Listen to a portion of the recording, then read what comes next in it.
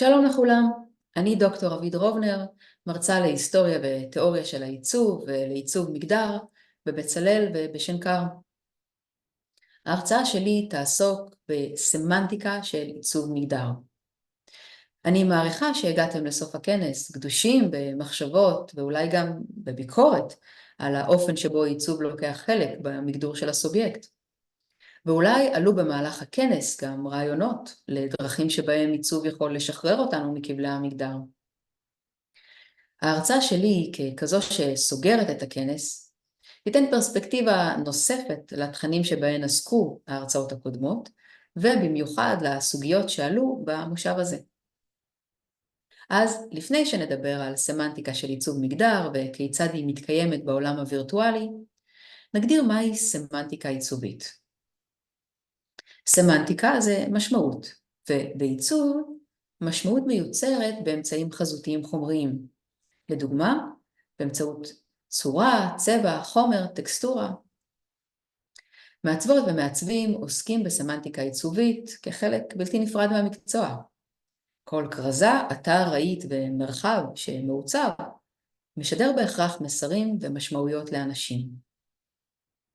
אז מהי סמנטיקה של עיצוב מגדר? סמנטיקה של עיצוב מגדר היא תת-תחום של סמנטיקה עיצובית.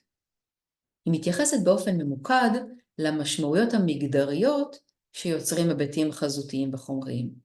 כלומר, לאופן שבו צורה, צבע, חומר וכן הלאה, מייצרים נראות נשית או גברית. הבאתי כמה דוגמאות כדי להבהיר על מה מדובר, וזו הראשונה. הנה מוצר שהוא צעצוע התפתחותי של חברת טייני לאבה הישראלית. המכניקה זהה בשני המופעים שלו, אבל יש הבדלים גדולים מבחינה חזותית. קודם כל מבחינים בצבע. הצעצוע של הבן הוא בצבעי יסוד בתוספת כתום וירוק. אצל הבת יש בעיקר ורוד. אם נסתכל יותר מקרוב, נוכל לראות שאצל הבת יש תוספת של קישוט. וגם מעין איפור קטן כזה, כמו מין מסקרה. שתי התוספות האלה לא קיימות אצל הבן. מהי המשמעות המגדרית שמייצרים שלושת ההיבטים שמניתי? הבן הוא הבסיס, הדיפולט.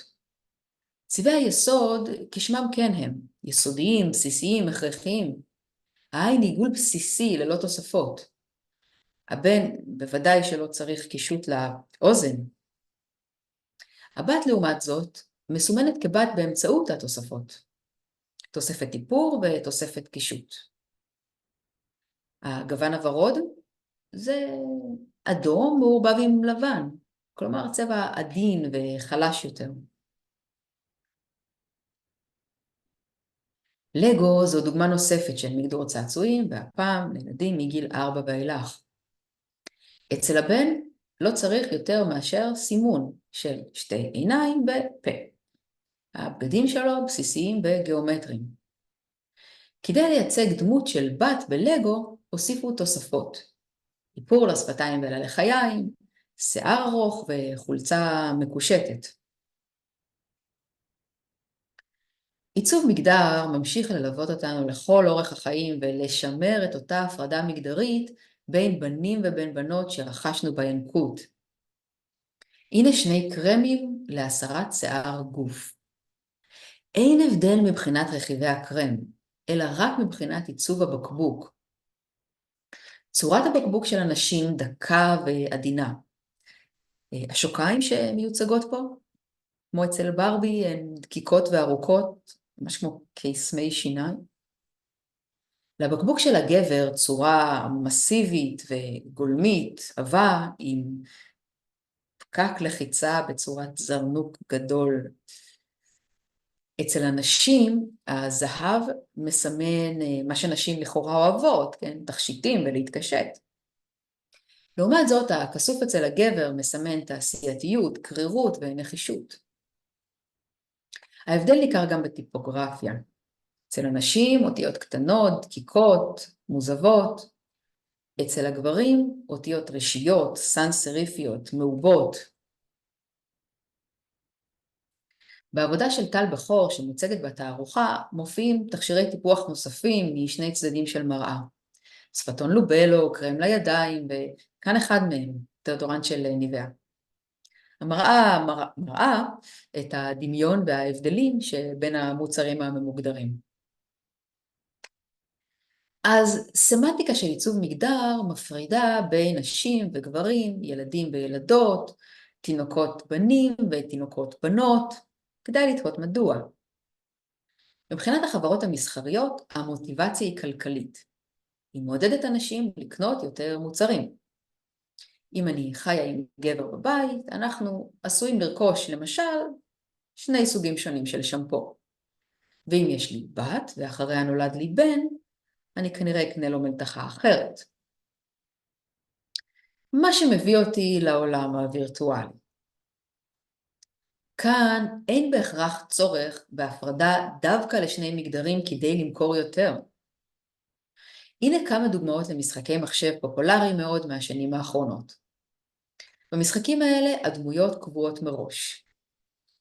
כשאנחנו נכנסים למשחק, אנחנו צריכים לבחור עם איזו דמות אנחנו נשחק.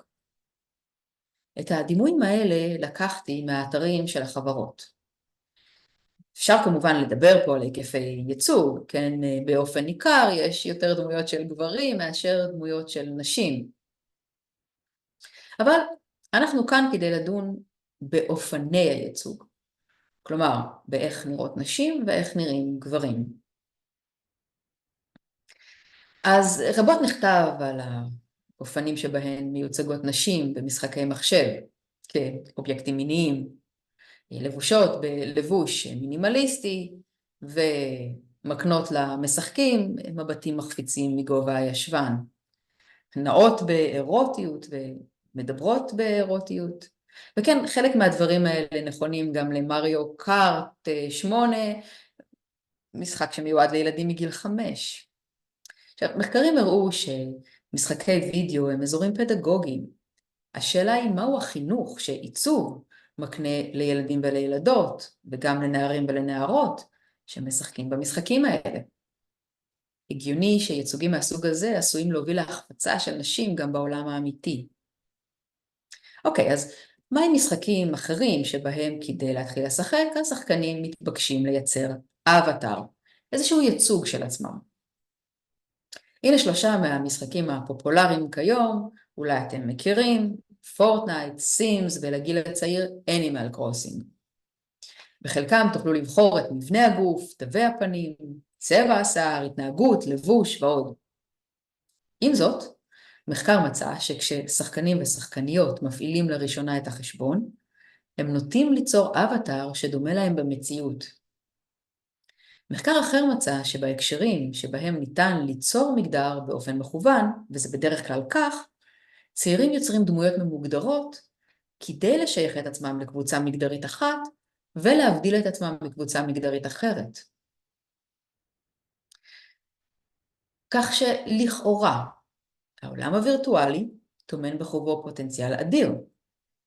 אין סוף אפשרויות לעיצוב מגדר, שעשויות להוביל לשוויון מגדרי ואפילו להיפרדות מהמגדר לגמרי. אבל בפועל, חלק גדול ממה שנעשה בו מחכה ואפילו מעצים סטריאוטיפים של סמנטיקה מגדרית. וכשניתנת האפשרות ליצירה של אבטר, אנשים משחזרים את המגדר שלהם כדי לייצר משמעות חברתית. אוקיי, אז אולי עלה לכם בראש משחק שהוא קצת שונה ממה שאנחנו רואים פה? מיינקראפט? משחק שבו אפשר להרוס, לבנות, כל דבר שעולה על הדעת מקוביות. נשיות והגבריות המוחצנים שנפוצים במשחקים הרבים האחרים, כולל אלה שראינו מקודם, לא נמצאים בו. הדמות קופסתית, אין שדיים ואין כימורי גוף.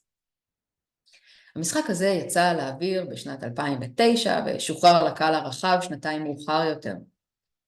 נכון לפברואר 24, זה המשחק הנמכר ביותר. יש כ-166 מיליון שחקנים פעילים מדי חודש. 64% מהשחקנים הם מתחת לגיל 21, וגברים משחקים במשחק הזה יותר מאשר נשים.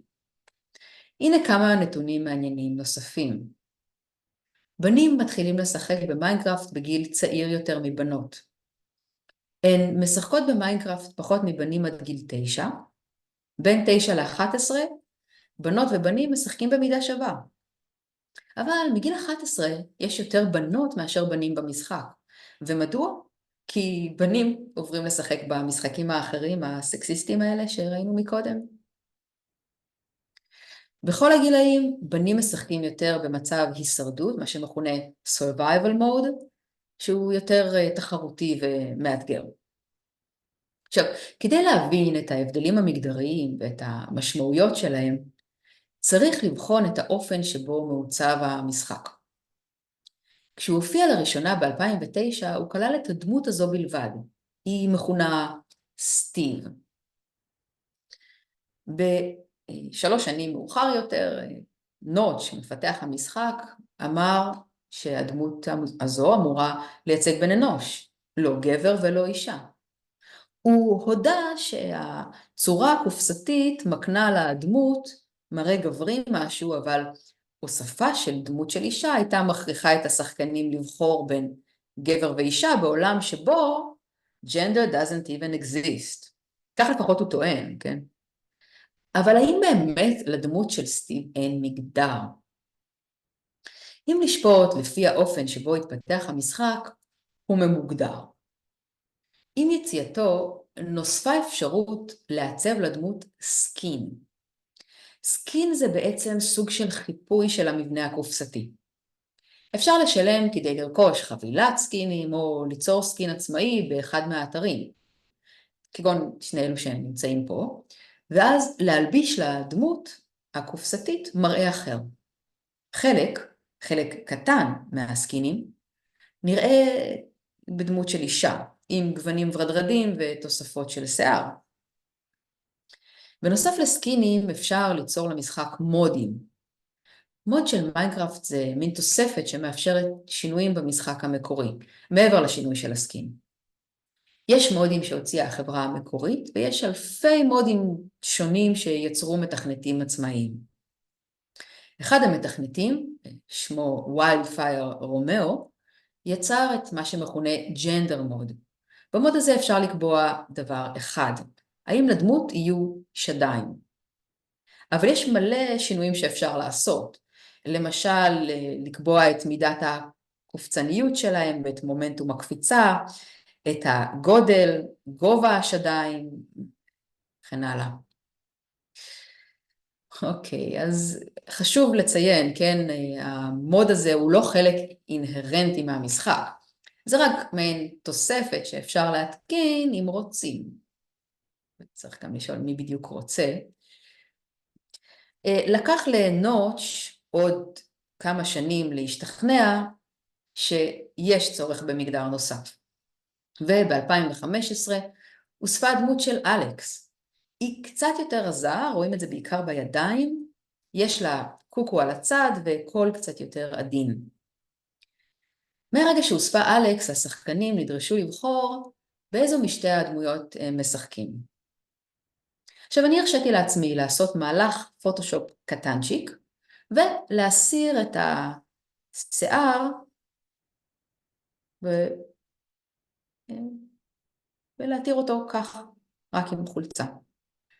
והנה, אלכס הבת הפכה להיות אלכס הבן. הנקודה שלי היא שגברים מיוצגים כדבר בסיסי, ניטרלי, קופסאות, ונשים תמיד מיוצגות כתוספת. במקרה הזה, תוספת של שיער. מה המשמעות? משניות או בלתי הכרחיות. כנראה שייצוג מגוון יותר של מגדר היה הכרחי, ולפני שנתיים הוספו לסטיב ולאלכס, שנמצאים פה באמצע, 7 דמויות נוספות שמהן אפשר לבחור כשמתחילים לשחק. אוקיי, אז לכאורה מיינקראפט הוא מרחב ניטרלי מגדרית, שבו תכנים מיוצגים במינימום החיוני, ולכאורה שחקנים מסוגלים לייצג את עצמם בעזרת סקינים במספר אינסופי של אופנים מותאמים אישית. אבל בפועל, הדיפולט הצורני מזוהה עם גבריות, ושחקניות שרוצות ליצור ייצוג של עצמן, צריכות להלביש תוספת שנראית זרה למהות המינימליסטית של הדמות. במילים אחרות, עולם של מיינקראפט בעצם ממוגדר. אז במבט רחב יותר, בין אם זה טדי בר, האיש שהולך ברמזור, דמות הלגו איש המיינקראפט, הסמיילי, היד בשלט של העצור, או האדם בסמל הנגישות הבינלאומי. הדמויות האלה, שלכאורה מנסות לייצג דבר ניטרלי עבור כולם במידה שווה, במרחב הציבורי או האישי, בפועל הן ממוגדרות. הדיפולט הוא המינימום ההכרחי, הבסיסי והניטרלי, מזוהה בהכרח על ידי הקהל הרחב כגברי. אם אנחנו נרצה לייצג את הדמויות האלה כאישה, נצטרך לעשות מהלך של הוספה של אלמנטים. אנחנו נצבע את טדי בר בוורוד, נוסיף חצאית לאיש שברמזור ושיער ארוך לאיש הלגו ולדמות המיינקראפט. אנחנו נאפר את סמיילי ונוסיף לה קישוט לשיער, נרזה את יד העצור ונוסיף לה טבעת, כמו שמנכיחה יפה העבודה של מיכל סער שמוצגת בתערוכה, ואת סמל הנגישות, אגב, אני לא מצאתי בגרסה נשית. לסיכום, סמנטיקה המגדרית בעיצוב מתייחסת לדרכים שבהן היבטים חזותיים וחומריים מעצבים את תפיסת המגדר שלנו, מייצרים נרטיבים תרבותיים ומחזקים סטריאוטיפים מגדריים. באמצעות אלמנטים חזותיים חומריים, עיצוב יוצר באופן מרומז את הנרטיב המגדרי לפיו הגבר הוא דיפולט והאישה היא תוספת עודפת.